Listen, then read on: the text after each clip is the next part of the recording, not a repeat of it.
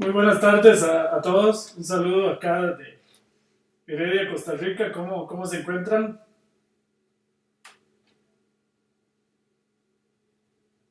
Sí, les agradecería si por favor me confirman que me están escuchando ahí, tal vez vía el chat. Bueno, muy bien. Vamos a iniciar la lección del día de hoy.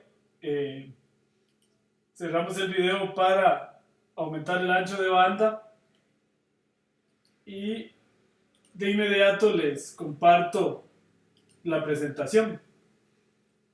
Sí, les agradezco si me confirman por ahí que me están escuchando. Gracias, Jorge, sí, que me escuchan bien. Bueno, muchas gracias. Entonces, bueno, vamos a iniciar la sesión del día de hoy. Ahí tienen la pantalla. Bueno, un momento acá para aumentar el audio.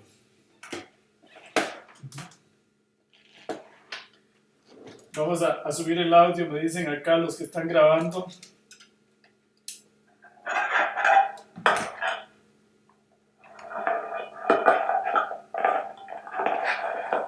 Sí, sí, muy bien. Ahora sí, sí tenemos audio un poquito más fuerte. Bueno, les decía muy buenas noches a todos. Hoy vamos a hablar sobre regresión y series de Fourier. Vimos la clase anterior que la manera de modelar la tendencia de una serie de tiempo es mediante regresión. Y la manera de modelar la ciclicidad es normalmente con series de Fourier, que como vamos a ver más adelante se conocen también como polinomios trigonométricos que modelan bien la ciclicidad. Entonces vamos a aprovechar el día de hoy, tenemos una presentación un poquito cargada para hablar de regresión, que no habíamos hablado mucho en los cursos anteriores. Vamos a aprovechar para ver también regresión como un método de clasificación y la regresión logística, que son muy usadas para problemas de regresión, perdón, para problemas de clasificación. Bueno, muy bien.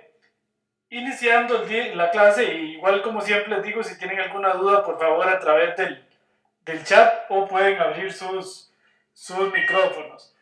Muy bien, como estamos viendo acá en la filmina que tenemos en pantalla, lo principal que necesitamos en una serie de tiempo es descubrir la tendencia, si es creciente o decreciente, como en este caso que vemos que esta es la tendencia que está marcada en rojo. ¿Cómo podemos modelar esa tendencia? A través de una regresión, que es de lo que vamos a hablar un poquito de hoy. ¿Cómo podemos modelar la ciclicidad, estos saltos cíclicos, valga la redundancia? Pues se puede modelar a través de polinomios trigonométricos o series de Fourier, como veremos más adelante. Entonces, por eso es que la clase de hoy se concentra en hablar de regresión y series de Fourier. Y vamos a ver un poquitito del peridiograma, aunque en las siguientes lecciones nos vamos a concentrar ya en el peridiograma y los métodos de Hall-Winter y los métodos de Box-Jenkins propiamente para hacer predicciones y medir la calidad de esas predicciones. Bueno, esta filmina que estamos viendo me gusta mucho, es muy importante porque uno debe entender bien cuál es la diferencia entre la regresión y la clasificación, que se confunde mucho. La regresión es cuando la variable a predecir es cuantitativa. Por ejemplo, predecir el salario de una persona es una variable numérica. Mientras que cuando estamos ante un problema de clasificación, la variable a predecir es cualitativa o de categorías. Por ejemplo, predecir si una transacción es fraude o no, si una persona es buen pagador o no. La mayoría de los métodos que hemos estudiado hasta el día de hoy son métodos de clasificación. Por lo menos hemos estudiado las versiones de clasificación para, por ejemplo, máquinas de soporte vectorial, para boosting, árboles de decisión, etc. Todos los hemos estudiado desde el punto de vista de la clasificación, aunque algunos de ellos, por ejemplo, los árboles de decisión, también se pueden usar para hacer regresión, es decir, para predecir variables cuantitativas. Bueno, hoy vamos a estar concentrados en esta parte, la regresión. Luego vamos a hacer un poquito de regresión logística, que es una versión de la regresión, pero para hacer clasificación. A eso es lo que se le conoce como regresión logística, que la vamos a estudiar un poquito más adelante. Bueno, entonces vamos a empezar hablando de regresión. Como es bien conocido, la regresión es uno de los métodos más viejos de la estadística, ¿verdad? Viene incluso desde las épocas en que todavía no existían computadoras, ya se hacía regresión. El caso más clásico y conocido es cuando se hace una regresión lineal con dos variables. Una variable predictora o independiente X y una variable a predecir Y o variable dependiente. Y la idea es muy simple. Si estos son los puntos de los datos que conocemos, los puntos rojos, la idea es encontrar la recta que pase lo más cerca posible de todos esos puntos rojos, aun cuando no pase por ninguno de ellos.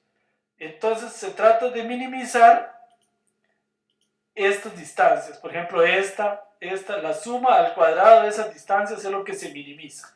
De manera que la recta que está en verde pase lo más cerca posible de los puntos rojos. Eso es lo que se conoce como un problema de regresión. No hay que confundirlo con un problema de interpolación. En análisis numérico se estudia interpolación, pero la interpolación es cuando la curva que uno encuentra pasa por todos estos puntos. Es un problema distinto. El problema de regresión que estamos tratando hoy, entonces, es la recta verde, más bien, que pasa lo más cerca posible de todos los puntos, aun cuando no pase por ninguno de ellos. Típicamente lo que se hace es minimizar el cuadrado de estas distancias, o sea, de las distancias de los puntos a la recta, lo que se conoce como el error cuadrático medio. Para encontrar ¿qué? ¿Cuál es mi incógnita aquí? La recta es el beta 0 y el beta 1, lo que en el colegio se conocía como el mx más b. Ok, a este beta 0 también se le conoce como el intercepto. El intercepto no es más que el corte con el eje X, perdón, con el eje Y de la recta de regresión. Entonces nuestro problema es encontrar acá beta 0 y beta 1 para el caso de dos variables. Por ejemplo, una tabla de datos muy conocida es una que se conoce como la tabla de datos del cáncer de próstata, que es una tabla interesante porque todas las variables son cuantitativas. Aquí tenemos todas las variables predictoras y la variable a predecir. La variable a predecir en este caso es el LPSA, que esta variable, desgraciadamente, bueno, quien tiene alta esta variable es porque tiene mayor probabilidad de padecer cáncer de próstata. Entonces la idea es predecir esta variable con la variable L-Cabol, el L-Weight, que es el peso, la edad, el LPH. Estos son medidas químicas que hacen los médicos, y con todas estas variables tratar de medir la probabilidad de tener cáncer o no de próstata. Si vamos a usar solo dos variables, por ejemplo acá podríamos tratar de predecir LPSA a partir de L-Cabol nada más. Eso sería una regresión en dos variables, una variable predictora y una variable a predecir. Dicho de otra manera, una variable independiente y una variable dependiente. Entonces tendríamos que expresar la variable LPSA como un beta 0, que sería el intercepto, más un beta 1 multiplicado por L-Cabol. Beta 0 se conoce como el intercepto y beta 1 el coeficiente que multiplica la variable L-Cabol. De manera que yo pudiera predecir LPZ, si conozco beta 0 y conozco beta 1 y conozco L-Cabol, puedo predecir cuál sería el valor de LPSA. Ok, bueno, esa es la idea de la regresión lineal. También está la regresión múltiple que vamos a ver más adelante, es decir, usar todas las variables o algunas de ellas para predecir la variable independiente, la variable dependiente. Bueno, entonces la idea es acá, entonces con el eje X, la variable independiente sería L-Cabol y la variable dependiente LPSA. Entonces aquí está un gráfico que muestra los datos, que son estos círculos en rojo, y la recta de regresión que encontró R, que ahora vamos a ver cómo es que se hace. Bueno, ¿cómo se calculan? La gran incógnita aquí es cómo se calcula beta 0 y beta 1, en este caso. Estos beta 0 y beta 1 se encuentran minimizando el error cuadrático medio, que como les decía, intuitivamente lo que consiste es minimizar la suma al cuadrado de estas distancias de los puntos rojos a la recta verde, que es la recta de regresión. Matemáticamente se puede expresar así: el error cuadrático medio en inglés, que se denomina RSS, es esta diferencia entre el verdadero valor y el valor predicho al cuadrado. Y sub 1 sería, por ejemplo, aquí el valor en la recta, y beta 0 menos beta 1x sería el valor predicho. Perdón, y1 es el valor en rojo, y beta 0 más beta 1x es el valor en la recta, que es el valor predicho. Y así sucesivamente, se trata de minimizar esas sumas al cuadrado. Resolviendo ese problema matemático, que por supuesto no es en este curso, tenemos el espacio para hacer esas matemáticas, se puede probar fácilmente que el beta 0 se calcula como la media de la variable y menos el beta 1 por la media de la variable x. Esta es la variable independiente y esta es la variable dependiente. Y el beta 1, que aparece acá, se puede calcular como la suma, perdón, se me movió acá el mouse, como la suma desde i igual 1 hasta n de xi menos x, la media de x, por y menos la media de y, entre la suma desde igual 1 hasta n de xi menos la media de x al cuadrado. Estos serían los datos de la variable independiente menos su media, los datos de la variable dependiente menos su media.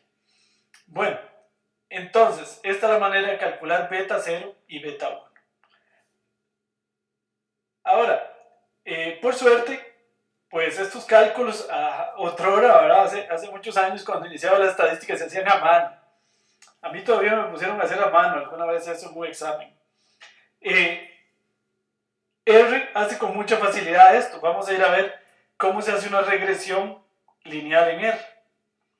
Entonces, en R, todos estos documentos, pues como siempre, están en el sitio web, en la página, en el aula virtual del curso. Bueno, aquí vamos a ilustrarlos con los datos del cáncer de próstata, que pueden ser bajados también del aula virtual. Leemos, seteamos el directorio de trabajo, leemos los datos que están en este archivo, prostatedata.csv, en un CSV, separado por coma, los decimales y el separador punto y coma. Bueno, leemos los datos, aquí están los datos, los primeros 6 filas de los datos, que las obtenemos con ese head. Bueno, vamos a hacer una regresión solo con 2 variables. Si uno va a hacer una regresión solo con 2 variables, conviene usar la variable que mejor correlacione con la variable que yo quiero predecir. Entonces, la variable que yo quiero predecir es LPSA. Si vemos esta fila y esta última acá, vemos que la variable que mejor correlaciona con LPSA es precisamente es LKVol. Bueno, la correlación de LKVol consigo misma es 1, por supuesto, pero la correlación de LKVol acá con LPSA es 0.73. Entonces es la variable que mejor correlaciona con la variable que vamos a predecir. Por lo tanto, vamos a usar esa variable para hacer la regresión usando solo 2 variables, una independiente y otra dependiente. Entonces, el modelo de regresión lineal se construye con una función que ya viene integrada en R que se llama LM, Linear Model. Entonces, Linear Model le paso lo que en R ya habíamos visto se conoce como una fórmula. Esto lo que quiere decir es que LPSA es la variable dependiente y lo voy a predecir con la variable LKVol, que sería la variable independiente. Y que los datos van a estar en pdatos. ¿Qué es pdatos? Es acá, observen, donde leí el archivo. ¿Okay? Ahí leí el archivo. Entonces, con eso construyo el modelo de regresión. Muy fácil. Le pido a R que me despliegue el modelo y me dice que el intercepto, o sea, el beta 0, es 1.07 y el coeficiente de LKVol será 0.719. Este sería el beta 1 y este es el beta 0. Bueno, ahora es muy fácil, yo puedo plotear para ver los resultados, ploteo los datos como ya ustedes conocen, la variable independiente como la variable dependiente en color rojo, y luego le agrego en la recta con el comando abline, le agrego el modelo, que es el modelo de regresión, se lo agrego a ese gráfico en color blue, y entonces aquí ya veo el resultado, un poquito más pequeño, ahí está. esta es la variable independiente, esta es la variable dependiente, los rojos son los datos y el azul es la recta de regresión que encontró R. Ok, una vez generado el modelo, como siempre, puedo predecir con la función predict. Igual que en todo lo que hemos estudiado en el curso, a predict se le pasa el modelo que acabo de construir, le paso los datos que quiero predecir. Aquí se los estoy pasando, yo podría pasarle una tabla de datos, pero aquí le estoy pasando un data frame que estoy haciendo aquí mismo. Le digo que me prediga este data frame cuando LK vale 0.7, 0.41 y menos 0.23. Y le estoy diciendo que la predicción sea un intervalo de confianza, que me dé un intervalo donde está la posible predicción. Eso es una manera, luego le puedo decir que me dé el valor también. Entonces aquí me da el valor, de hecho también me lo da el fit, que sería el valor de predicción. Este sería el valor de predicción cuando LK vale 0.7, entonces LPSA va a valer 2.11, eso es lo que predice. Y este es el intervalo de confianza. Es decir, que el verdadero valor oscila entre 1.8 y 2.1. Luego, para 0.41 la predicción es 1.8 y para menos 0.23 la predicción es 1.342. Y estos, bueno, son los intervalos de confianza. Muy bien, esa sería la manera de hacerlo. Yo puedo predecir también, por ejemplo, voy a predecir el LPSA usando la edad en los datos P-datos. Igual entonces me da otra recta de regresión. El intercepto sería 0.79 y el beta 1 0.0263, que es el que multiplica la edad. Y este es beta 0 y este es beta 1. Okay, igual que antes, aquí grafico ahora la regresión.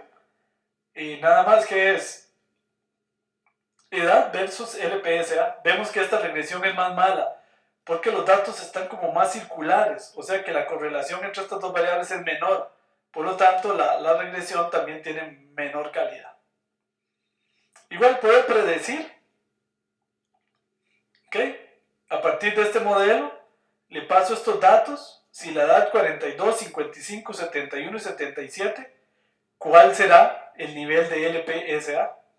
Entonces vemos aquí que el valor para 42 es 1.9, para 55 es 2.2, para 71 es 2.6 y para 77 es 2.8.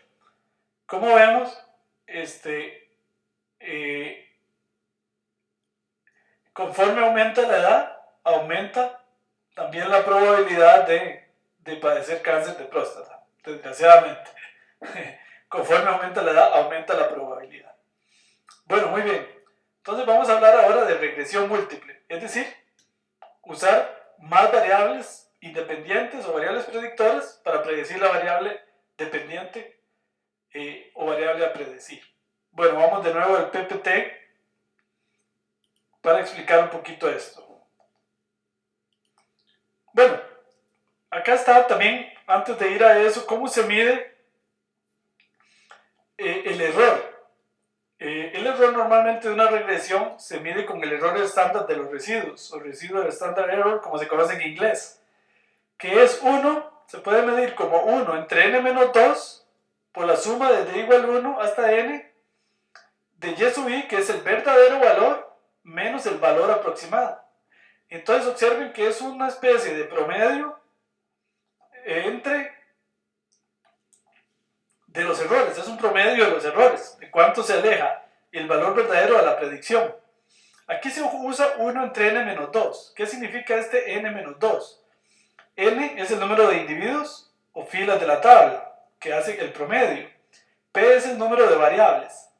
Entonces aquí P vale 2 porque tenemos solo dos variables, en los casos que hicimos antes, una variable independiente y otra dependiente. Aquí se acostumbra restarle P para hacer un efecto que pondere, digamos, o le reste a la cantidad de individuos el número de variables. De manera que entre más variables tenga, este denominador aquí tiende a ser menor. Y entonces, por lo tanto, el error tiende a ser mayor. Es decir, hay como un cierto castigo. Hay un castigo en esto entre más variables use. ¿Okay? Porque como vamos a ver más adelante, entre menos variables use, para hacer la regresión es mejor. ¿Por qué mejor? Mejor en el sentido de que vamos a encontrar modelos más interpretables, más fáciles de interpretar. Entonces por eso es mejor usar menos variables. Y no necesariamente usar más variables garantiza una mejor regresión, como vamos a ver también más adelante. Bueno, muy bien. En la regresión múltiple, la idea es básicamente la misma. Acá en R3, por ejemplo, ¿qué pasa si tuviéramos dos variables predictoras, x1 y x2, y una variable a predecir y? Entonces, en lugar de una recta, tendríamos un plano y los puntos estarían en R3. La idea también es encontrar el plano que pase lo más cerca posible de todos los datos, o sea, de los puntos rojos. Aunque no pase por ninguno de ellos, pero que pase al mismo tiempo lo más cerca posible de todos. O sea, queremos minimizar estas barritas. O sea, minimizar la suma al cuadrado de estas distancias. Esa es la forma en cómo se hace. Ok. Por ejemplo, entonces en la regresión múltiple yo voy a querer explicar una variable y por una combinación lineal de variables x1, x2 hasta xp y más el intercepto y más un error. Es decir, voy a usar más variables, p variables, para predecir la variable y, en este caso la variable dependiente y. Por ejemplo, tratar de predecir el LPCA usando no solo el ECABOL, sino usando el ECABOL, usando el peso, el weight, la edad, Glasson, etcétera, etcétera. Usando, ¿por qué no?, todas las variables o un buen conjunto de ellas. Ok. Bueno, entonces el problema de regresión múltiple, matemáticamente, aunque no vamos a entrar en mucho detalle, es igual. Es minimizar la suma al cuadrado de las distancias de los puntos al plano, en ese caso, o al hiperplano de aproximación, digamos, el hiperplano que es el que da la aproximación.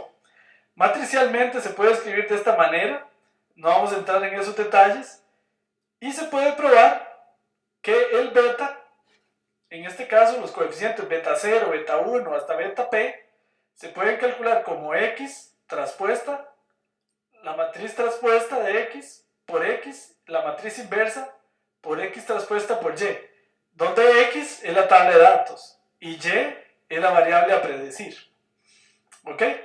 Dado eso, la aproximación de y, que se conoce como el y techo, se puede calcular como x por beta techo. Otra manera de ver esto geométricamente muy interesante es pensar que las dos variables independientes me forman un plano. La variable y a predecir se podría ver como un vector en R3 en este caso, y la aproximación y techo a y no es más que la proyección de este vector y sobre el plano. ¿Ven? Acá está la proyección ortogonal. Bueno, esa es una manera, usando álgebra lineal, de ver esto muy interesante.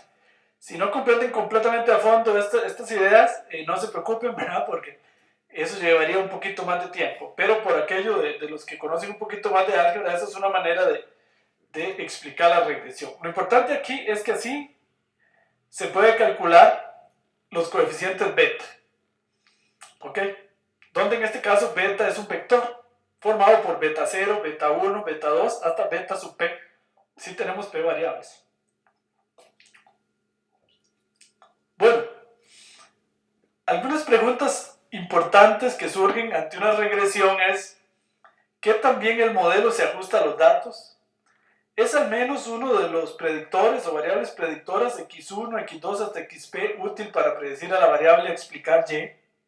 Porque podría ser que ninguna variable sirva, entonces estamos ante un modelo que desgraciadamente no tiene una buena solución. ¿Todas las variables predictoras ayudan a predecir y o solo un subconjunto de ellas son útiles? Podría ser que algunas sean útiles y otras no, eso es importante. Bueno, ¿cómo se mide el error en el caso de la regresión múltiple? Es igual que en el caso de dos variables. Nada más que aquí el promedio, ven que es el promedio de los errores, del valor real menos el valor aproximado, que sería esto. Esto es la suma, ¿verdad? Esto es esta suma. Ponderado, eso sí, por 1 entre n menos p menos 1. ¿Por qué n menos p menos 1? En realidad este n menos p menos 1 viene de n menos p más 1, donde n es el número de individuos y p más 1 es el número de variables. ¿Por qué p más 1? Porque tenemos p variables independientes y una variable dependiente. Entonces en total tenemos p más 1 variables. Entonces por eso se hace n entre p más 1, que se puede ver como n menos p menos 1. Entonces es un error que lo que trata es de ponderar, es un promedio de los errores cometidos, simplemente que castiga un poco el hecho de usar más variables. Entre más variables se use, tiende a castigar un poco. Bueno, otras maneras de medir el error de la predicción es, por ejemplo, hay gente que usa un simple promedio de errores y divide entre 1 entre n, pero es más conveniente este error, 1 entre n menos p menos 1. ¿Ok? Otra manera es medir el error relativo, es decir, sumar los errores. Esto sería la suma del valor real menos el aproximado, pero ponderado por la suma total de los valores de y. Es decir, esto es como un porcentaje. Este también se usa mucho porque es más fácil de interpretar. Es un porcentaje. ¿En qué porcentaje del total de los datos, que sería este, me equivoqué? Entonces el error relativo también es muy utilizado. Bueno, vamos a ver cómo se hace la regresión múltiple en R. Por dicha es bastante sencillo hacerlo en R. Vamos a ir a ver esto en R. Si tienen alguna pregunta, por favor, ahí me dicen.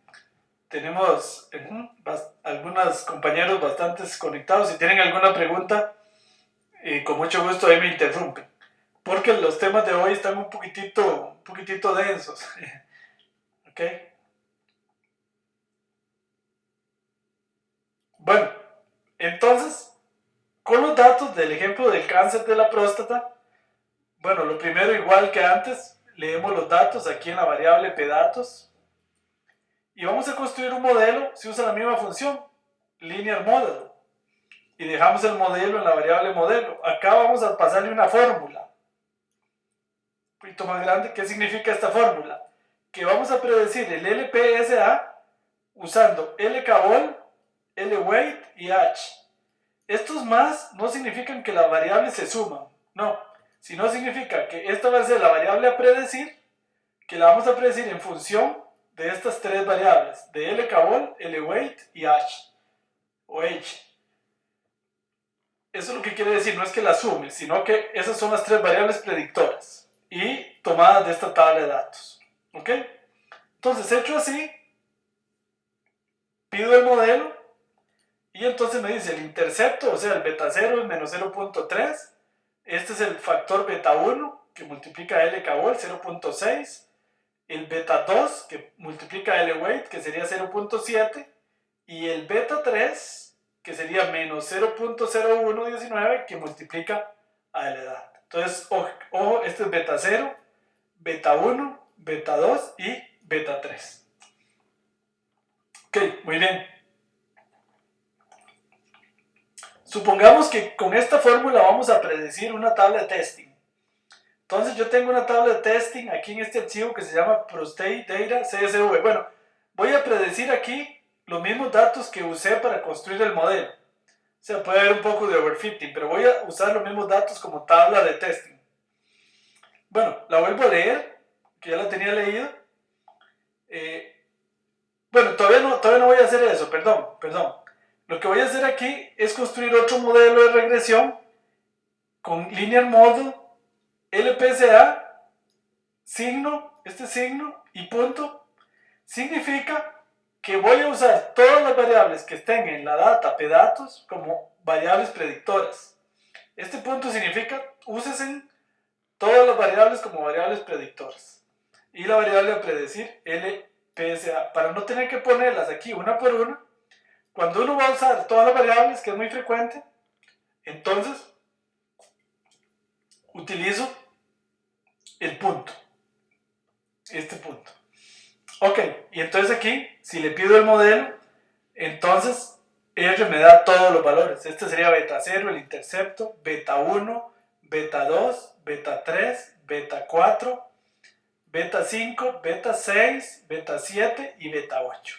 Tenemos 9 con beta 0 coeficientes. ¿Ok? Esos serían los coeficientes, yendo acá al PPT un poquito para atrás.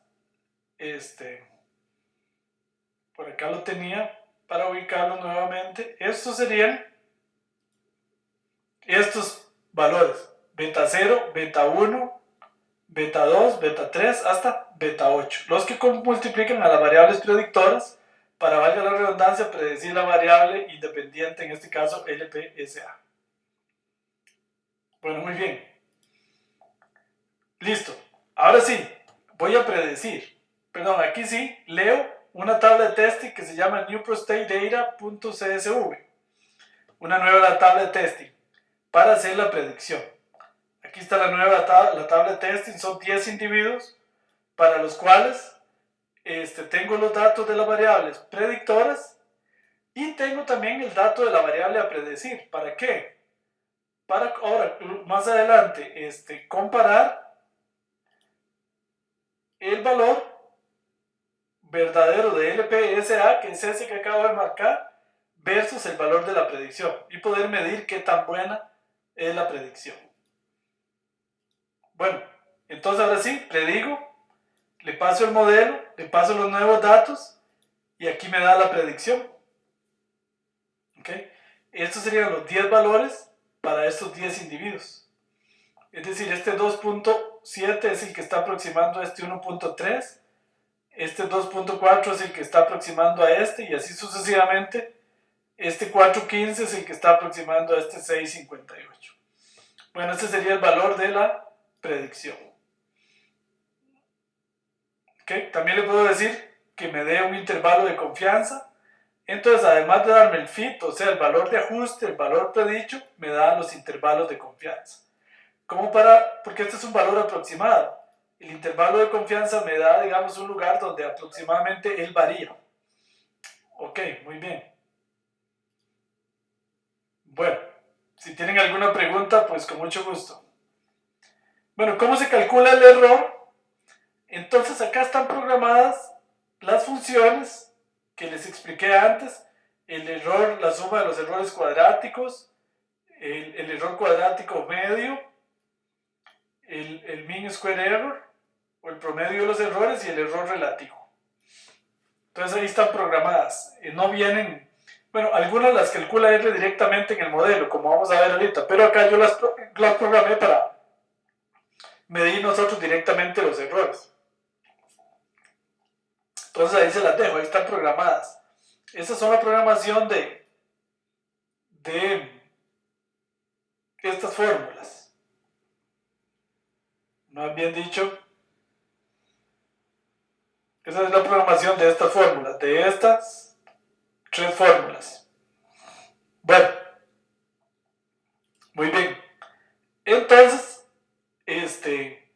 vamos a hacer aquí algunas comparaciones. Por ejemplo, bueno, aquí leo los datos, la tabla de datos, la tabla de testing, y voy a construir un modelo de regresión lineal usando 2 variables nada más. ¿Ok? Y aquí, por ejemplo, el error estándar de los residuos me da 0.75 con 94 grados de libertad, donde el mismo modelo me da esto, vean. Por acá cuando yo pido el modelo, summary del modelo, por aquí me da cuál fue el error cuadrático. El error estándar de los residuos, no encuentro, pero por aquí lo pone. Déjenme ver dónde era.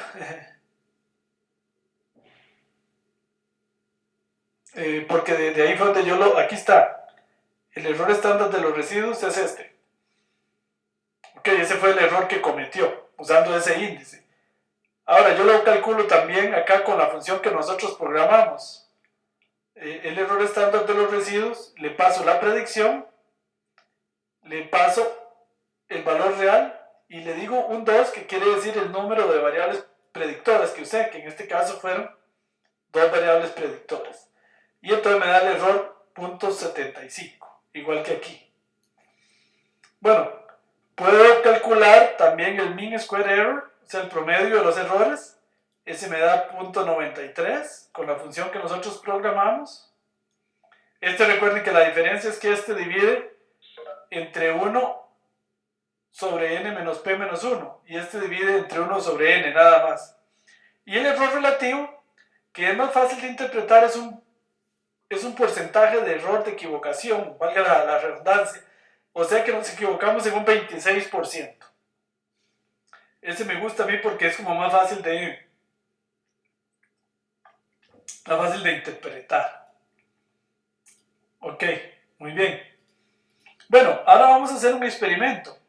¿Qué pasa si hacemos la predicción con todos los datos? Aquí estos errores que tenemos acá es con dos variables predictoras. Ahora, si usamos todos los datos, en efecto, disminuye el error estándar de los residuos, ahora es 0.69 y antes era 0.75. Y todos los errores disminuyen. Digamos aquí, por ejemplo, este error relativo es de un 29%. No, qué interesante, ¿eh?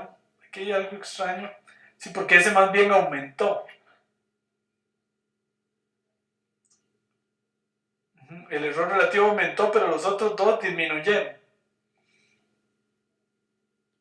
Vamos a ver una cosita acá. Este también aumentó. El único que disminuyó fue el error estándar de los residuos.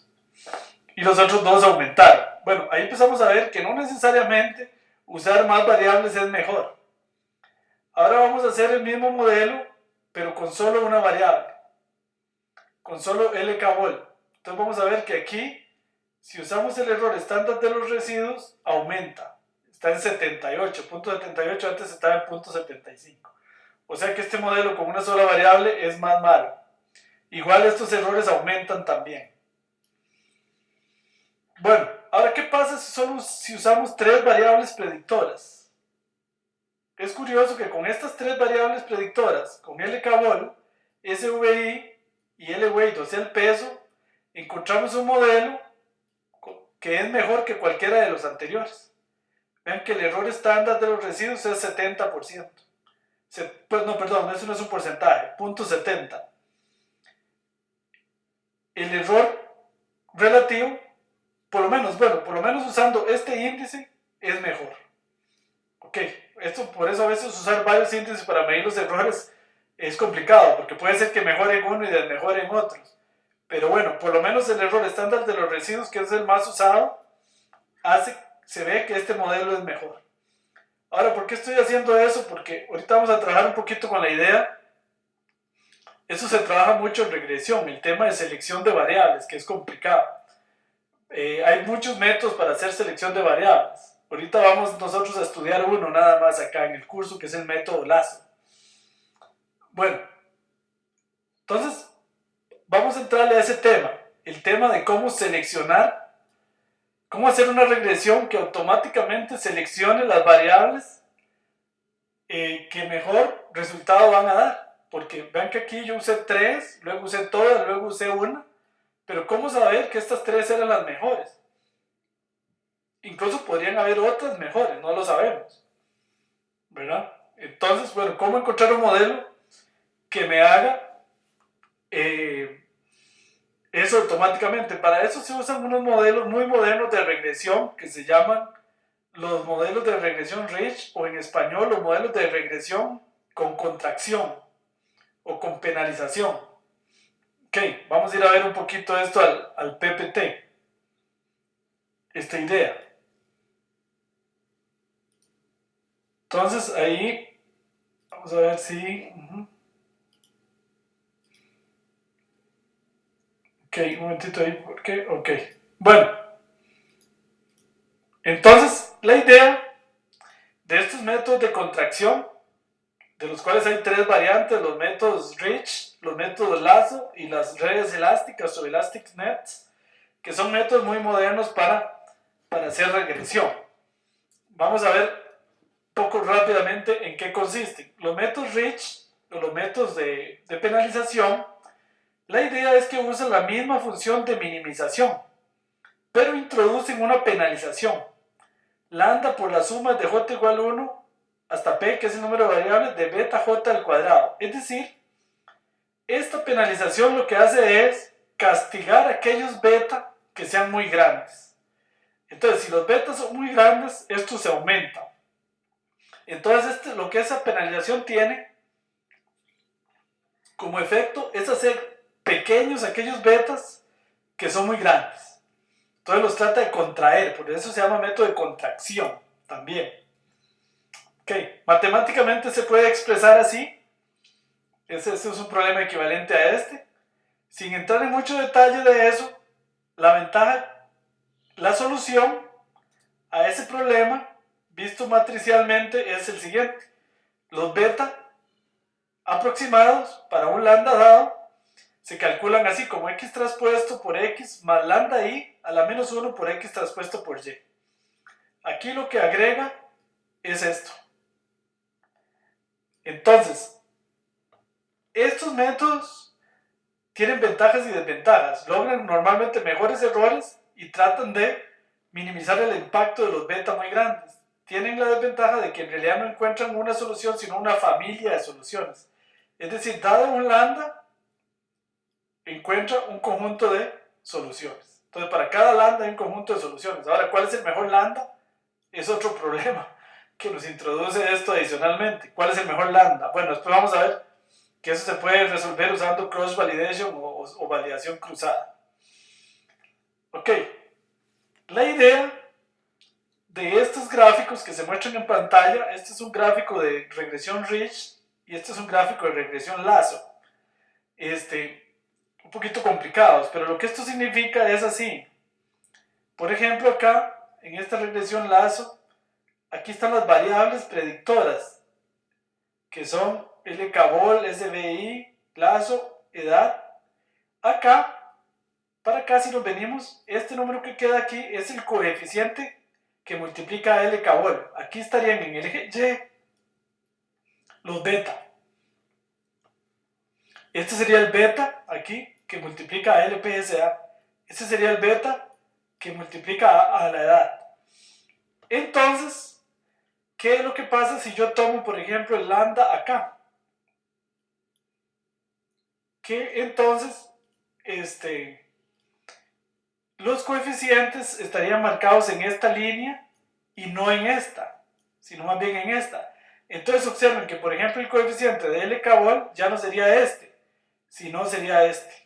Es decir, observen que todos los beta tienden a proyectar aquí en el eje Y un número menor. O sea, lo que hace es un efecto de contracción de los valores de beta, que tiene un efecto de mejorar la predicción castigando a aquellos betas que están siendo muy grandes. Ok, bueno, vamos a ir a ver, ahorita les muestro eso. ¿Cómo se hace eso en R? Para eso se usa una función que se llama glmnet, que quiere decir, la G viene de Generalized Linear Model, LM, Linear Model, y net, de redes elásticas. En general, esa función de R sirve para hacer redes elásticas, que es un caso más general de la regresión Ridge y la regresión Lazo, que ahorita vamos a ver qué es esto de Lazo. Bueno, esta función se usa parecido a la función LM, pero un poquitito diferente. Se le pasa en X una matriz con las variables predictoras o independientes. En Y se le pasa la variable a predecir. No se le puede pasar una fórmula como al LM, sino hay que pasarle en una matriz la variable a predecir, la matriz de variables predictoras, y en Y la variable a predecir. Alfa igual 1 es un parámetro que le dice que si alfa es 0, usa regresión Ridge, y si alfa es 1, usa regresión Lazo, como vamos a ver más adelante. Esto en el lambda es cuántos lambda va a usar. Recuerden que esto no encuentro una solución a la regresión, sino una familia de soluciones. En este caso, si le ponemos en el lambda igual 100, encuentra 100 soluciones. Bueno, muy bien. Entonces, vamos a ver cómo se hace. Es parecido, ¿verdad? hay que cargar este paquete, library glmnet, que fue desarrollado allá en la Universidad de Stanford por los profesores Friedman, Tipsirani y Hasty. Bueno, leemos los datos de nuevo, la tabla de entrenamiento y la tabla de testing. Lo primero que hay que hacer, porque a este modelo, vean que se le pasa acá, voy para abajo, se le pasa, como les dije, un X y un Y, donde X es la matriz de variables predictoras y Y es la variable a predecir.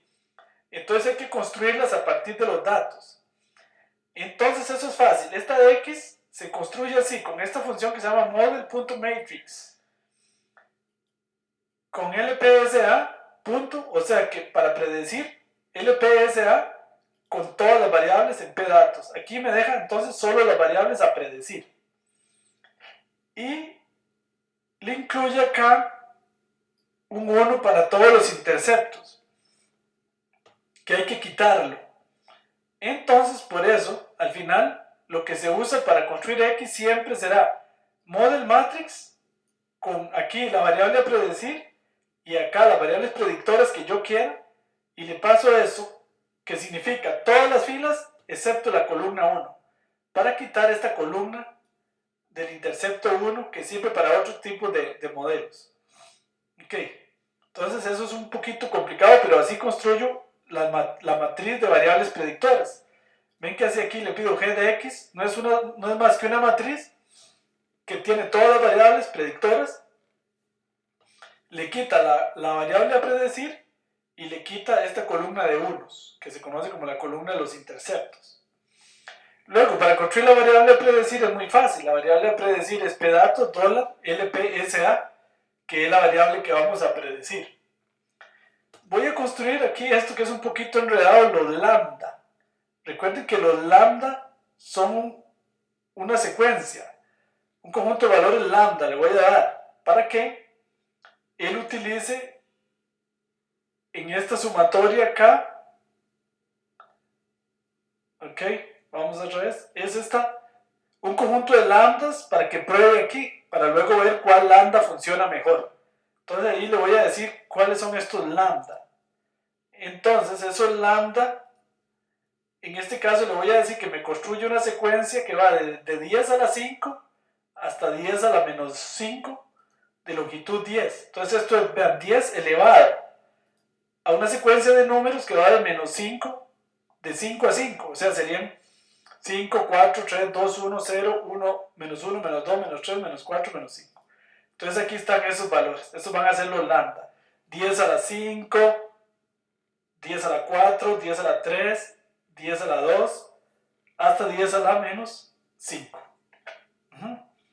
Entonces, ahora sí, ya puedo construir el modelo Rich de regresión, que le voy a poner yo de nombre rich.model. Aplico la función glmnet, le paso las variables a predictores, la variable a predecir, alfa igual 0, para que haga regresión Rich y la secuencia de los lambda. Y ya calculo el modelo. Si yo le digo plot, aquí me plotea este gráfico. Lo que ilustra es como el que les expliqué antes. Para los valores del lambda, ¿cuáles son los coeficientes? Y no usa lambda aquí, sino es el logaritmo de lambda. Entonces usa como las potencias. ¿Ok?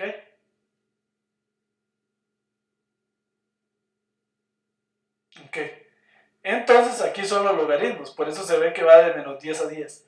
Entonces aquí, si vemos aquí, si tomamos los coeficientes acá, esto sería la regresión clásica. Y entre más acá nos vengamos, es decir, entre vamos moviendo el lambda, más pequeños se hacen los beta.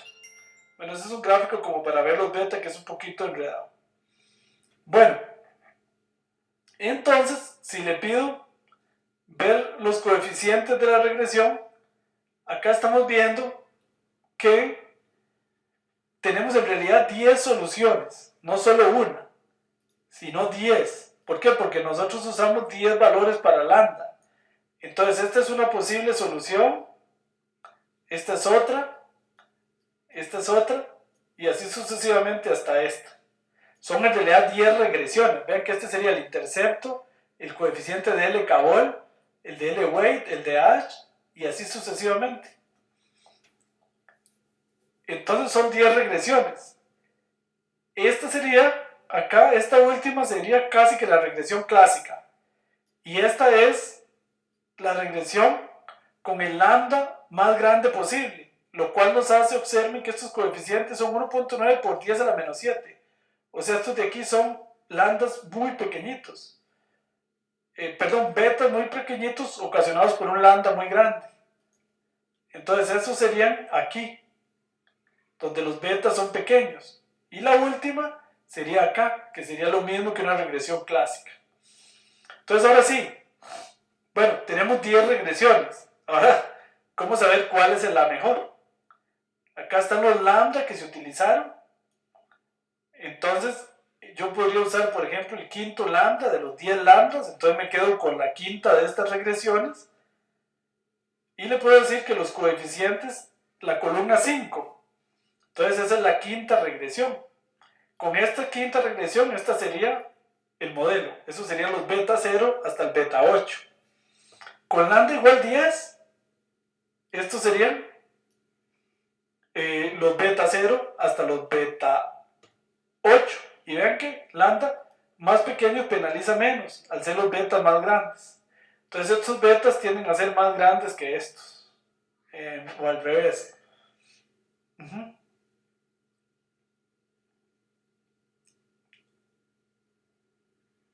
Ok, sí. Es que el intercepto no cuenta en eso. El intercepto son los demás. Ven que aquí los coeficientes beta 1, etcétera, son más grandes acá. ¿Ok? Son más grandes. Porque el lambda es más pequeño. Ok, por ahí tengo una pregunta.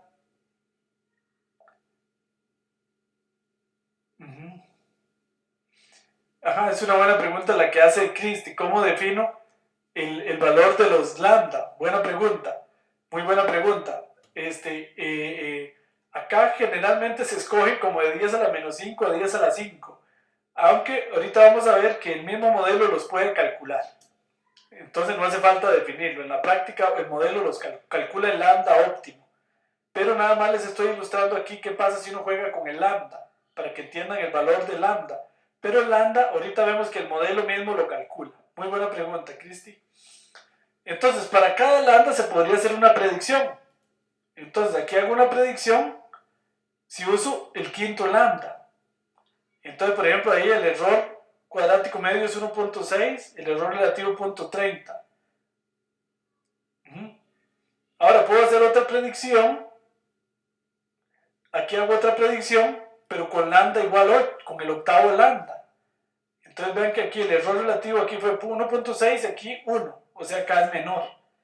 Y el error relativo aquí fue un 30%, aquí un 29%, o sea este lambda 8 funciona mejor.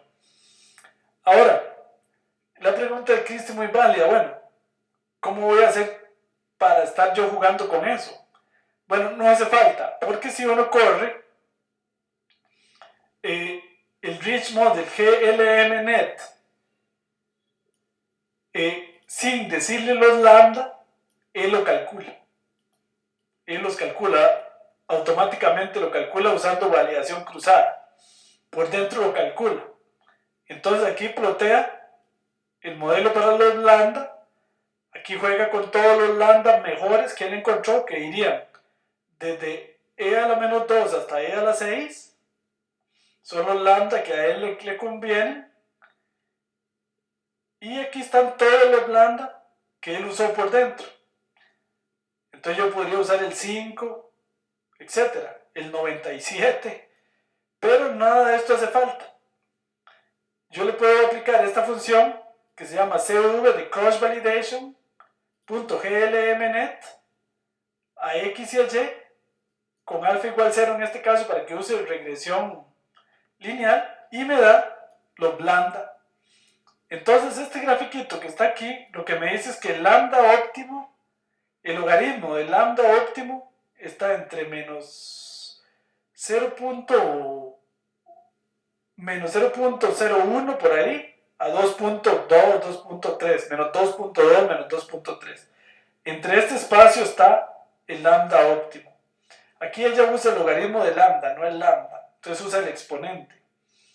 Entonces, con esta función, al final del cabo, con esta función, acá sal CV, yo cojo esto, y él, si yo le pongo el lambda mínimo, me da el mejor de los lambda posibles.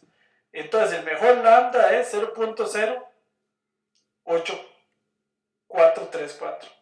Entonces, muy simple, la predicción, simplemente yo le paso el modelo Rich y le paso el mejor lambda, punto. Eso él lo calcula internamente. O sea, todo eso que les expliqué de los lambda fue para que entiendan un poco que estos modelos dan una familia de soluciones y no solo una. Pero, al fin y al cabo, el modelo me da el mejor lambda posible y ahí encuentro el menor error, el mean square error mínimo y el reloj relativo mínimo, ¿ven? Con ese valor. Muy bien, entonces eso es la regresión Rich. Ahora vamos a estudiar la regresión Lazo, que no solo contrae los coeficientes, sino que anula algunos, lo cual hace que se tenga selección de variables. Ok, muy bien, entonces vamos a irlo a ver al PPT.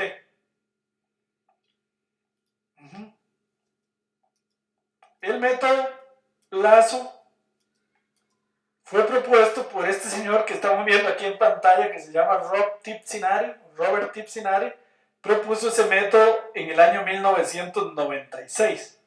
Ahí estamos en una foto que con mi persona, pues tuve el honor de trabajar con el profesor Tibsinari en mi postdoctorado allá en la Universidad de Stanford. Con él fue con quien yo trabajé, generalizando el método Lazo para datos simbólicos. Si quieren enredar el asunto, ahí sí que está enredado. Todo el método Lazo para datos simbólicos fue mi trabajo postdoctoral con el profesor Tibsinari. Bueno, entonces ahí está para que lo conozcan. El profesor Tibsinari propuso el método Lazo, y la palabra lazo, yo un día le pregunté de dónde viene eso de lazo. En realidad él inventó, de lazo viene del español, de cuando uno enlaza, cuando los caballistas enlazan, por ejemplo, con un lazo un toro o un caballo. De ahí viene, porque él dice que la idea de esto es que él enlaza o agarra con un lazo los mejores coeficientes beta. Entonces de ahí es que surgió el método. Entonces esto lazo no es un apellido, ni es una sigla, es el lazo de enlazar. De ahí viene la idea.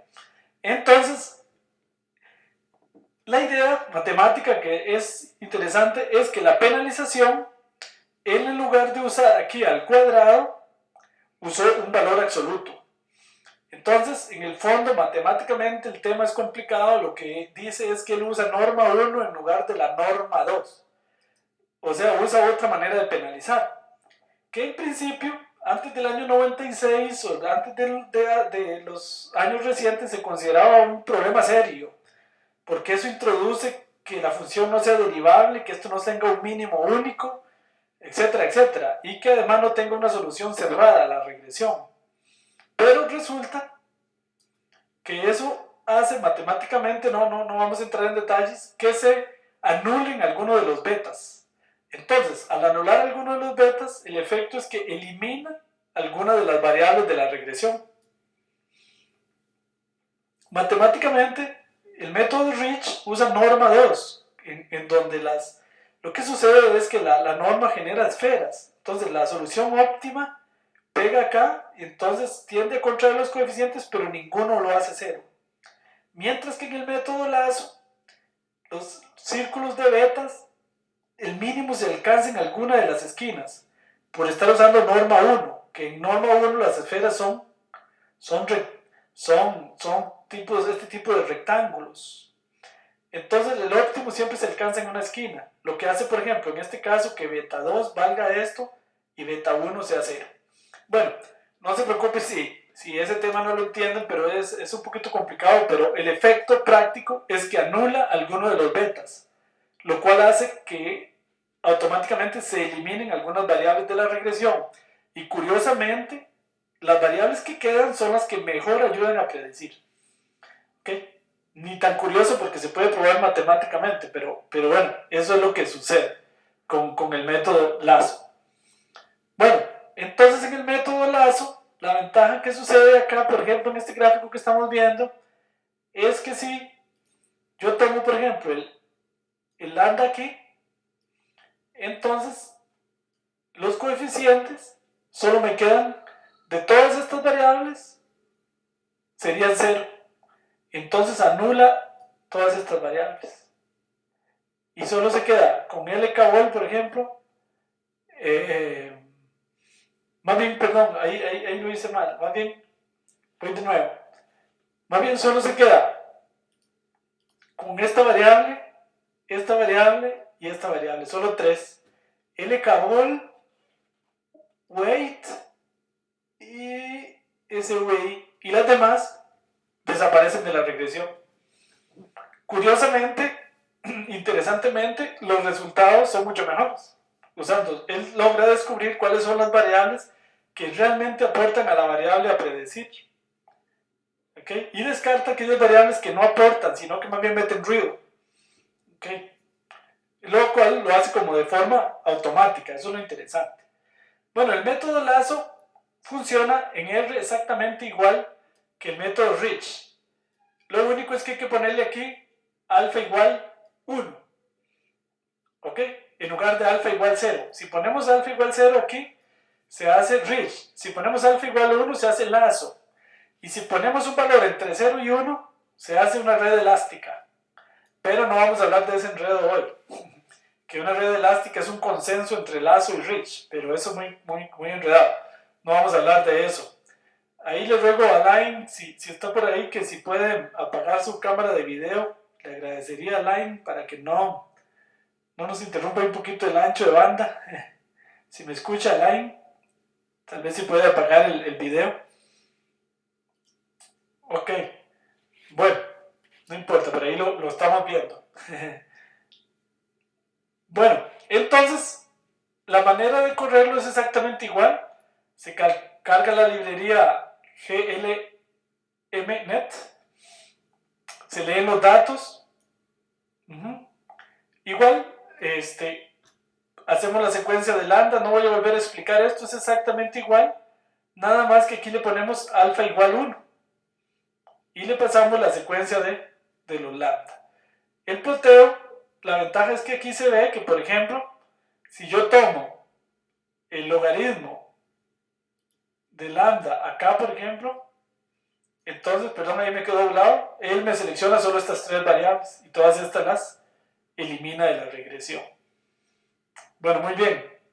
Entonces, Alain, si nos escucha ahí, si por favor puede apagar el video, que lo estamos viendo acá en pantalla. Bueno, muy bien. Entonces corre igual. La ventaja es que genera lo que se llaman en matemáticas soluciones o matrices sparse matrix o matrices ralas. Entonces vean que aquí igual genera, igual que antes que en Rich, 10 modelos de regresión. Pero estos puntos aquí significan que anuló los coeficientes beta. Entonces acá, por ejemplo, en mi primera regresión, para un lambda muy grande anuló todo, solo dejó el intercepto. En todas estas dejó solo el intercepto. En esta, que es la mejor de las soluciones, dejó 1, 2, 3, 4 variables y las demás las anuló, o sea, puso el beta 0. Y acá esta última sería la regresión clásica. Entonces, igual que en Rich, él selecciona el mejor lambda posible. Luego vamos a ver qué es y que entonces eliminó de las 8 variables la mitad, logrando 2 cosas muy buenas. Una mejor predicción y 2, una solución más interpretable, porque es más fácil de interpretar si estoy prediciendo solo con 2 variables que si estoy prediciendo con las 8 variables. Ok, muy bien. Igual que antes, aquí probé con algunos lambda, no lo voy a repetir, pero al final el asunto es igual. Yo corro el modelo Lazo sin pasarle los lambda, nada más le paso alfa igual 1 y que él escoja los lambda, punto. Y para encontrar el mejor lambda, Al igual que antes, corro la función cv.glnet, nada más que le paso alfa igual a 1 aquí, para que sea lazo, y aquí me salen los lambda. Usando cross validation, el lambda óptimo está entre, el logaritmo del lambda óptimo está entre menos 5.4 por ahí, a menos 1.5 más o menos. Y el lambda óptimo, ya el lambda, ojo que esto es el logaritmo de lambda, este es el lambda óptimo, con este es el valor de lambda óptimo, la salida de cv.lambda mínimo, o sea, la salida de esta función que la dejé aquí, dólar lambda min me da el lambda óptimo. Entonces la predicción la hago usando ese valor, el mejor valor de lambda que lo dejé aquí, y listo. Ya así me garantizo que tengo la mejor solución posible. Mido los errores, y en este caso, este es el error, el mean square error, y este es el error relativo. Mejoró un poquito, no fue mucho, pero sí mejoró. Bueno, muy bien. Si tienen alguna pregunta hasta ahí, está un poquito complicado. Bueno, Cristi me preguntaba antes, sí, la cantidad de lambdas. El método acá selecciona la cantidad de lambdas. Por ejemplo, ven que acá usó como casi 70 lambdas para lograr encontrar el óptimo. Pero él también decide internamente eso. Bueno, muy bien. Entonces, ok, vamos a hacer aquí un paréntesis para ver un poquito de clasificación. Vamos a hacer un poquito de regresión logística. La regresión logística es un método, una adaptación de la regresión para hacer problemas de clasificación. No lo habíamos estudiado en ningún curso anterior, pero es muy importante. En muchas ocasiones funciona muy bien la regresión logística. Por ahí tiene una pregunta. Cristi me dice, ¿el error puede ser mayor que 1? Depende de cuál de los errores me esté hablando. El error relativo no puede ser mayor a 1, porque es un porcentaje, digamos, es entre 0 y 1. Los otros sí podrían. Bueno, ¿por qué no se debe usar regresión lineal para problemas de clasificación? ¿Por qué no usar regresión lineal directamente? Es un error, mucha gente lo hace. La regresión lineal no sirve para la clasificación, hay que usar regresión logística. Ahora vamos a ver de dónde viene eso de logístico. Eso viene del logaritmo, más bien. Debería llamarse regresión logarítmica. Si la variable a predecir es cualitativa nominal, con más de 2 categorías, es incorrecto codificarla para luego aplicar regresión lineal, porque el orden en que se codifiquen tendrán un impacto altísimo en las predicciones. Entonces es incorrecto hacer eso que hacen algunos de codificar y aplicarle como si fueran números. Eso no funciona. Más bien, si la variable es, por ejemplo, binaria, que es lo que vamos a ver hoy, entonces lo que se puede hacer es codificar con 0 o 1, y lo que vamos a predecir no es la variable, sino vamos a predecir la probabilidad de la variable, la probabilidad de que sea 1 o la probabilidad de que sea 0. Por ejemplo, vamos a predecir la probabilidad de que sea fraude, dada la transacción que sea, o la probabilidad de que fraude sea igual a 0, dada la transacción. Entonces vamos a predecir una probabilidad. ¿Ok? No exactamente el valor, sino la probabilidad. Ok, la idea es esto. Aquí se ilustra en este gráfico. Si yo uso regresión lineal, por ejemplo, para predecir unos valores que están entre 0 y 1, ¿qué pasa? La recta de regresión podría ser esta en azul. Entonces, si yo uso esta recta en azul para predecir, imagínense que podría estar prediciendo una variable que varía entre 0 y 1 y podría estar diciéndole que el valor es menos punto 2, por ejemplo. Entonces estaría cometiendo un error gravísimo. Una variable que es entre 0 y 1 le estoy dando un valor negativo. Entonces esto no sirve usar regresión lineal. Lo que se hace en la regresión logística es hacer como un cambio de variable. Y no vamos a predecir esto, sino vamos a predecir esta probabilidad, este número que sí valía entre 0 y 1. Lo que hacemos es aplicarle a esto e lo elevamos a la exponencial e de beta 0 más beta 1 por x dividido entre 1 más e de beta 0 más beta 1 por x. Y vamos a usar esta expresión. Entonces vamos a usar esto. Vamos a ver por qué es lo de regresión logística. Bueno, porque la idea es que entonces yo voy a usar la regresión, pero para predecir esto. ¿Ok? Pero bueno, esto si yo lo despejo es equivalente a esto. Despejando el e a la beta 0 más beta 1 por x, que sería equivalente a esto. Ahora, para eliminar este exponencial yo puedo aplicar este logaritmo. De ahí viene el nombre de regresión logística o logistic function. ¿Ok? Entonces, si yo predigo esta expresión, despejando, puedo llegar a tener la predicción de esta, que era la que me interesaba. ¿Ok? Igual, para la regresión multivariante, entonces yo puedo predecir los beta de la regresión prediciendo este logaritmo. ¿Ok? De ahí viene lo de regresión logística.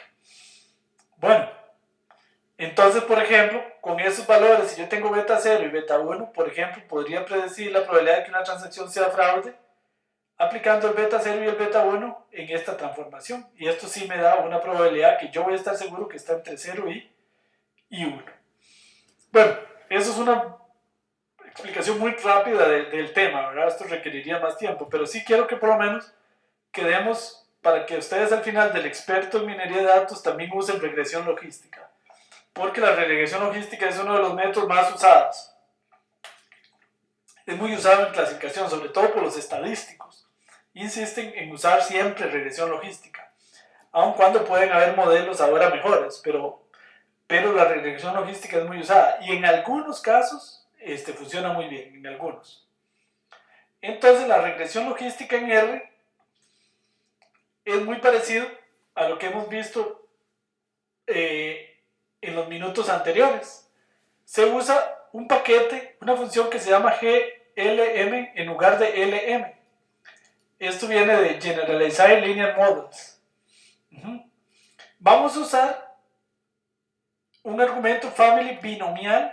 Vamos a usar, esto es un tema complicado de explicar, pero se usa la distribución binomial cuando las variables son binarias, que es lo que estamos viendo hoy nada más, cuando el valor a predecir es 0 o 1. Si el valor a predecir, la variable a predecir son más valores, por ejemplo, bueno, regular o malo, 3 valores posibles, entonces hay que usar aquí una multinomial. Pero para no enredar, nos quedamos con modelos binarios, nada más. Ok, entonces vamos a ilustrar esto con un ejemplo ya conocido por ustedes, que es el del scoring de crédito. ¿Recuerdan? Que teníamos una muestra de aprendizaje de 2500 y una muestra de testing de 2500. Ya lo hemos visto en cursos anteriores. Entonces construyo el modelo de regresión logística muy fácil. Uso GLM. Voy a predecir buen pagador usando todas las variables. La data va a ser de aprendizaje y la family binomial. ¿Okay? Esto para variables que son de dos modalidades, nada más, 0 o 1, falso o verdadero, dos modalidades. ¿Ok? Lo que pasa es que para hacer multinomial es un poquito más complicado. Bueno, entonces predigo, igual le paso el modelo, le paso la tabla de testing, type response, me retorna una probabilidad. Entonces observen que aquí él me retorna la probabilidad de ser 1 o de ser 0. Si uno no se acuerda cuál era 1 y cuál era 0, por ejemplo en esa tabla 1 era sí y 2 es no. O sea, 1 es que sí va a ser buen pagador y 0 que no. Entonces esta función de R constants me dice cómo está tomando el modelo de regresión logística esto por dentro. O sea, ella está tomando 0 el no y 1 el sí. ¿Ok? Entonces, para asegurarnos que el 1 es el sí. Entonces, esta probabilidad que nos está dando aquí siempre es del sí. Entonces, nos está dando la probabilidad de ser buen pagador. Entonces, esa es la probabilidad que obviamente tiene que variar entre 0 y 1. Entonces, la tabla de testing tenía 10 individuos, nada más, en este caso. No, tenía mucho más individuos, nada más que le estoy diciendo el head aquí, entonces me pasa los primeros 6 nada más. Entonces la probabilidad del primer individuo es 0.7 de ser fraude, del número 2 0.76 de ser fraude, y así sucesivamente. El número 4, la probabilidad de ser fraude es 0.43. ¿Okay? Vean que nos retorna la probabilidad. Ahora, si queremos ya hacer una clasificación, es decir, que la predicción nos diga sí o no, ¿verdad? A veces ya en la práctica ya hay que decir sí o no. Entonces es muy fácil. Yo puedo hacer un vector predicción, voy a generar un vector y a todos les pongo no. Recuerden que con este repeat genero un vector del número de filas de la tabla de testing, que sería dim de testing 1, y a todos le pongo no. Entonces aquí después, predicción, voy a ponerle, si probabilidad de ser mayor que 5, que 0.5, le asigno un sí. Esto para tener ya un vector discreto, sí o no. Ese vector va a tener sí si la probabilidad es mayor a 0.5 y no si la probabilidad es menor o igual a 0.5. De esa manera ya lo traduje ya no en una probabilidad, sino en una clasificación discreta, sí o no. Con eso, entonces puedo hacer como hicimos en otros cursos, la matriz de confusión y ver la predicción. Aquí vemos que en este caso pues no le fue muy bien, porque no predice muy bien los nos. Tiende todo a tirarlo al sí. Okay. Pero bueno, eso es para aplicarlo como un problema de clasificación, como habíamos visto en el curso de calibración y selección de modelos y en cursos anteriores. Un error, un acierto del 86% y un error del 13% global, aunque la predicción en el no es muy buena. Bueno, con Lasso y con Rich también puedo hacer clasificación. ¿Saben por ahí que se me está metiendo un ruido? Ok, bueno. Con Lasso también puedo hacer clasificación. Igual que antes, todo es igual. Leo la matriz de aprendizaje de testing, genero la matriz de las variables predictoras, genero la variable a predecir. Y aquí, le paso el modelo GLMNet igual que antes, alfa igual 1 para que haga Lasso, y le hago family multinomial. ¿Por qué? Aquí en este caso resulta multinomial porque este lazo logístico sí se puede usar directamente esta función para hacer predicciones con variables que tengan más de 2 modalidades, más de 2 categorías. Lo que pasa es que la función que vimos antes, que es otra, para que no se confundan, esta se llama GLM nada más. Esta solo funciona para variables con 2 modalidades, variables binarias. Por eso aquí siempre se usa family binomial. Para usar multinomial aquí hay que usar otra función aquí, otro paquete. Pero para Lasso, que era este paquete, el GLMNet, sí se puede hacer multinomial. Bueno, y entonces aquí, igual, la ventana acá están los gráficos, todo se selecciona igual, el lambda mínimo, y me hace una predicción. Aquí tenemos una ventaja, que si yo le pongo aquí type class, de una vez me da la predicción discreta, sí o no. Entonces esto es un sí o no, y entonces puedo hacer la matriz de confusión. Un 86% y un 13%. El error es bueno y el error relativo, el acierto global es bueno y el relativo bajo, pero no acierta muy bien en los nos. Bueno, ok. Muy bien. Igual la regresión Rich, no voy a entrar en detalles, se usa exactamente igual, con la única diferencia de que aquí le pongo family multinomial para que entienda que está haciendo regresión logística. Con solo eso ya entiende que es regresión logística, o sea, regresión Rich, pero logística. Ok. Acá le puse lazo a esta variable, pero ya le he puesto Rich. Bueno, no importa, es una cuestión de nombre nada más. Bueno, muy bien. Y entonces, igual la predicción, le pongo acá type class, le paso el mejor lambda y hago una predicción en n datos. También no le va muy bien. Son muy parecidos los rendimientos de los 3 tipos de regresión. Bueno, muy bien. Eso está un poquito complicado, pero no tanto. Después van a ver que en realidad es un poquito nada más la sintaxis. Pero quería presentarles ese tipo de cosas porque ahí estamos ante métodos sumamente nuevos, que datan de los últimos 10 años, ¿verdad? Lo cual en matemáticas o en estadística es muy nuevo. Bueno, muy bien. ¿Alguna pregunta hasta ahí? O comentarios, si está muy enredado ahí me dicen. La clase de hoy es un poquito densa, este curso en general es un poquito denso más que los anteriores, pero bueno, la idea es dejarles a ustedes por lo menos métodos modernos e ideas que por lo menos intuitivamente les queden lo más claras posibles. Ok, muy bien. Entonces vamos a hablar, para terminar, un poquito del peridiograma y de las series de Fourier. Ok, antes vamos a ir a ver aquí un poco, ver la necesidad de usar regresión y series de Fourier en ejemplos prácticos. Por ejemplo, con la serie Beer, que no sé si recuerdan que eran las ventas de cerveza en Australia, si mal no recuerdo. Entonces, la serie Beer, aquí la tenemos, aquí la graficamos. Entonces, ahí está graficada la serie Beer. ¿Qué pasa si queremos modelar esta ciclicidad que se observa o la tendencia, que pareciera que crece y luego decrece? Lo podemos hacer muy fácil. Aquí lo voy a hacer a pie. Ven que voy a modelar esta serie BIRT y voy a plotear aquí a puro ojo. Veo que esto se modela como con una regresión cuadrática. Entonces, voy a decirle que me grafique BIRT. Esa sería la serie negra. Luego voy a definir T2 como T al cuadrado. Y voy a graficar aquí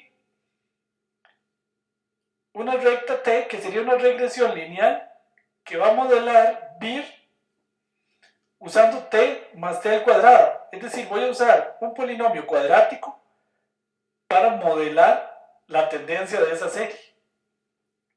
Aquí lo que estoy usando es que la primera variable independiente es T, es decir, 1, 2 hasta N, y la otra T al cuadrado. Entonces, observo que, fíjense que con esa, así a puro ojo, función cuadrática, logré modelar muy bien la tendencia, como una regresión cuadrática, es decir, usando dos variables. Entonces ahí se ve cómo con regresión se puede encontrar bastante bien la tendencia. Bueno, muy bien. Ahora, ¿cómo modelar la ciclicidad? Aquí estamos viendo con esta curva en rojo, perdón, en azul, se modela más o menos bien los ciclos. Se ve como los saltos que se pegan relativamente bien a los saltos que da la serie. ¿Cómo encuentro eso? Vean, voy a usar una serie de Fourier, que una serie de Fourier es como una combinación lineal de senos y cosenos. Entonces acá lo que hago es que defino esta variable seno.t como seno de 2pi por t y coseno.t como coseno de 2pi por t. Y hago una regresión. Voy a graficar acá en azul, ¿ven?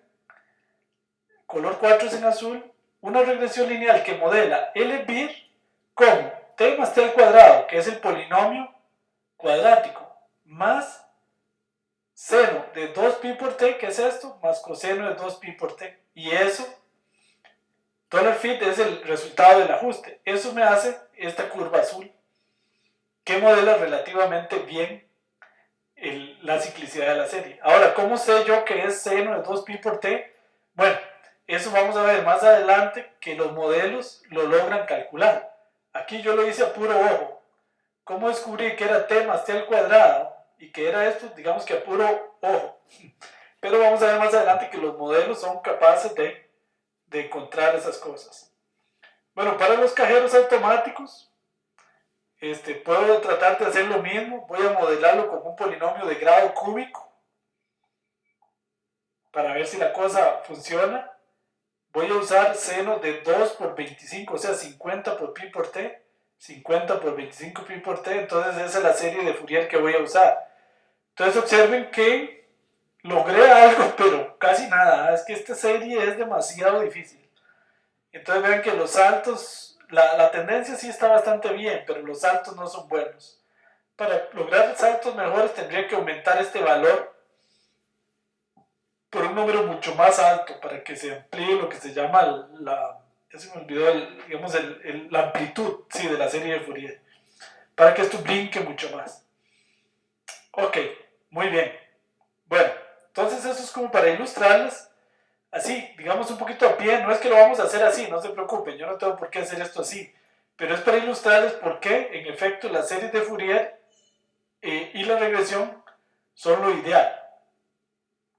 Bueno, entonces estamos hablando de que las funciones y las series de tiempo generalmente tienen periodos.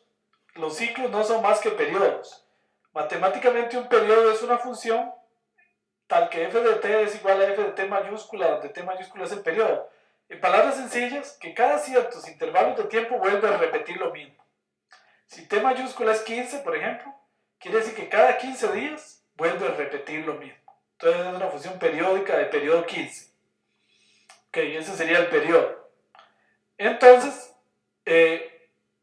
para modelar las funciones periódicas, lo ideal es usar, como ustedes recordarán del colegio, las funciones seno y coseno, que hacen esos tipos, son de los mejores ejemplos de periodicidad. Ok, no vamos a entrar en detalles. Esto se llama la amplitud, como les dije antes, y entonces vamos a usar este tipo de funciones para modelar la ciclicidad. Entonces, una transformada de Fourier, una serie de Fourier, se puede expresar así, por ejemplo, a sub 0 más a sub 1 por coseno de wt más a sub 2 por coseno, etc., más b sub 1 por seno de wt más b sub 2 por seno de 2wt, y así sucesivamente. Lo que es esto es un polinomio trigonométrico, es decir, una función que es una combinación de senos y cosenos. ¿Qué es lo que eso logra? Una función que da las oscilaciones que tiene la serie de tiempo. Entonces, la parte de estacionalidad se modela generalmente como una función de este tipo. Ok, bueno, eso para que se den una idea de cómo internamente se modelan las series. Ok, en las próximas lecciones vamos a ver un poquito esto más cómo lo hacen el sistema por dentro. Bueno, otra cuestión importante es el peridiograma. Ok, el peridiograma es una manera para descubrir dónde está ese ciclo, dónde está ese t. Cada cuánto repite los datos de la serie de tiempo, cada 15 días, cada 30 días, cada 7 días. Entonces para eso se usa el peridiograma. Hoy vamos a estudiar muy por encima cómo se hace, y la clase que viene les voy a explicar cómo se lee el peridiograma, cómo de ahí se deducen cada cuánto se repiten las cosas. Entonces un peridiograma es similar a un sintonizador de un receptor de radio. Así la serie que observamos sería la señal emitida por la radio, y el peridiograma no sería más que el dial que busca la frecuencia que oye, la mejor señal emitida. Es decir, esta sería la serie de tiempo, y este peridiograma, donde aparecen aquí los picos, es donde es el tamaño de los ciclos. Ok, aquí este peridiograma, que no es exactamente el de R, nos diría que cada 5 días hay una repetición, cada 7 días hay una repetición, cada 10 días y cada 20 días. Y el hecho de que este pico sea el más alto significa que el periodo más importante es este, digamos por ahí más o menos en 7. Ok, entonces lo importante es que hay una repetición como cada 5 días, cada 7 días, cada 10 días y cada 20 días. Pero la más marcada y importante es la de cada 7 días. Bueno, el peridiograma, no vamos a entrar en mucho detalle, pero también se calcula a partir de la transformada de Fourier. Y entonces el peridiograma se calcula con esta función que está acá. No vamos a entrar en detalles porque esto sería difícil de explicar en el tiempo que tenemos en el curso, pero de ahí viene el peridiograma. Entonces, lo importante del peridiograma, como les explicaba, mide las aportaciones a la varianza total de la serie de componentes periódicos de una frecuencia determinada W. Si el periodograma presenta un pico en una frecuencia, indica que dicha frecuencia tiene mayor importancia en la serie que el resto. ¿ven? Entonces aquí están los picos. El pico de mayor importancia, como les decía, es este, que es por ahí de 7 más o menos. El segundo de importancia es el de 5, el tercero es el de 20 creo, y el cuarto en 10. Bueno, entonces, una serie como esta que estamos viendo acá, que es como perfecta, que tiene una repetición perfecta, me da este peridograma y me da un solo pico. ¿Por qué? Porque las repeticiones son como perfectas, se repite, tiene solo una misma repetición, digamos, aquí aparentemente como cada 11 días. Cada 11 días o cada 10 días hace una repetición. Entonces esto es lo que me marca este pico, ¿ok? Que estaría aquí como en 10. Ok, ahora vamos a ver que los periodogramas de R, para leer este 10 hay que hacer, no lo vamos a ver hoy, lo vamos a ver en la próxima clase, cómo se extrae la frecuencia. Esta es una serie periódica, es decir, solo tiene un salto y no hace ciclicidad. Entonces el periodograma solo lanza este pico. Si lanza un pico en 0, como en este caso, significa que la serie no tiene periodos, no tiene ningún periodo. ¿Okay? Eso es lo que significa. Bueno, muy bien. Entonces, una serie muy loca, muy aleatoria, como esta que estamos viendo acá, genera un periodograma también muy difícil de leer, ¿verdad? Que pasa un poco a veces con los cajeros o series que son completamente aleatorias. Entonces, pareciera que el periodograma también pareciera un ruido blanco. Entonces, en este caso, también lo que nos dice es que no hay como un periodo así como fácil de ver. Ok, para finalizar, vamos a ver cómo se protege el periodograma en R. Y la próxima clase vamos a explicarles cómo se lee, cómo del periodograma se extraen los ciclos. Por ejemplo, con esta función que se llama spec-pgram se hace el periodograma. Digamos que aquí tenemos la serie BIR. Recuerden que la convertimos en serie con la función TS, frecuencia 12. Y entonces con spec-pram le pasamos el periodograma, log en no, en la próxima clase les explico. Y aquí está el periodograma. Okay. Entonces, lo voy a hacer más pequeñito. Ahí observamos que tiene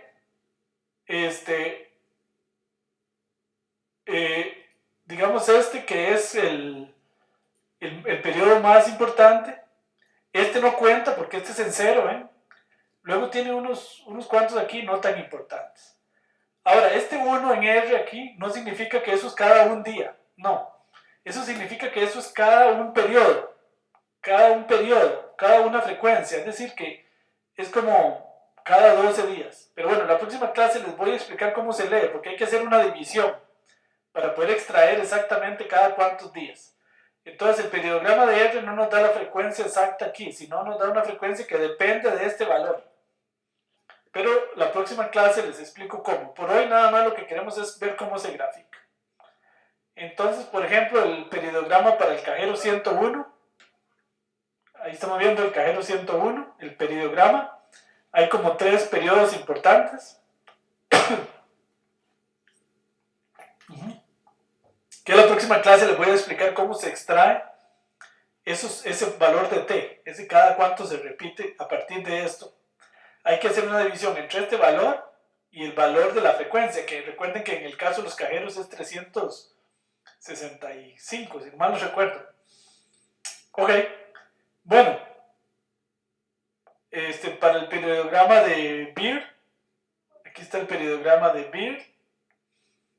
Bueno, ese sería con el cajero automático de la serie 2. Esto es lo que ya vimos de modelar nuevamente con series de Fourier. No sé por qué aquí está repetido. Aquí hay otro cajero tratado de modelar con regresión y series de Fourier. Y aquí está el periodograma para el cajero 102. Este es. Por ahora recuerden nada más lo que nos interesa es graficarlo. La próxima clase les voy a explicar más en detalle cómo se interpreta y cómo se lee. Vamos a ver, por ahí tengo una pregunta. En las instrucciones del periodograma dice log, no. ¿Qué significa? Eso significa, la próxima clase les voy a explicar más, pero eso significa que no le aplique logaritmo a las series. Recuerden que las series muchas veces se les aplica un logaritmo como para suavizarlas un poco. Aquí le estoy explicando el periodograma a la serie pura, porque si no por defecto él lo hace sobre el logaritmo de la serie. Y entonces algunas veces conviene hacerlo sobre el logaritmo de la serie, pero otras no. Entonces yo particularmente prefiero hacerlo sobre los datos puros, para mejor interpretación, pero bueno, eso es lo que significa. Ok, muy bien. Con eso terminaríamos por el día de hoy. No sé si tienen alguna pregunta o comentario, pues ha estado un poquito cargada y pesada la clase. Muchos temas un poquito complicados, pero bueno, ahí repasándolos con la tarea van a ver que les queda un poquito más claro. El tema del periodograma lo vamos a trabajar mejor ya en la clase que viene, que vamos a trabajar con los métodos de Box y Jenkins, si mal no recuerdo, para hacer predicciones. Vamos a ver los métodos de Box y Jenkins y luego los métodos de Hall-Winter para métodos ya para hacer predicciones. Ya vamos a aprender cómo hacer predicciones, medir el error de esas predicciones y calibrar esos modelos. Eso es lo que vamos a ver en las próximas 2 lecciones. Ok, muy bien. Si tienen alguna pregunta o comentario, con mucho gusto. Si no, pues ahí en el chat, ¿verdad? Vamos aclarando dudas. Ok, bueno, entonces, más bien, ahí para despedirme, un gusto habernos visto el día de hoy.